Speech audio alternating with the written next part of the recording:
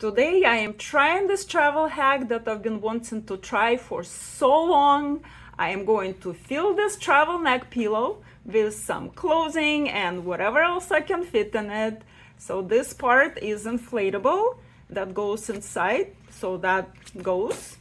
And this part is going to get filled. And wish me luck and stay tuned to see how that works out. And I'm at the airport with my neck pillow all filled up. I can't believe how much stuff actually fits in it. I hope I don't get stuck anywhere. Let's find out.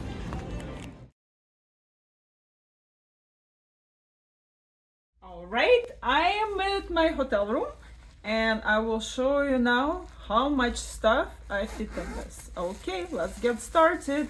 This is my scarf shawl to go over my gala evening dress, swimming suit number 1,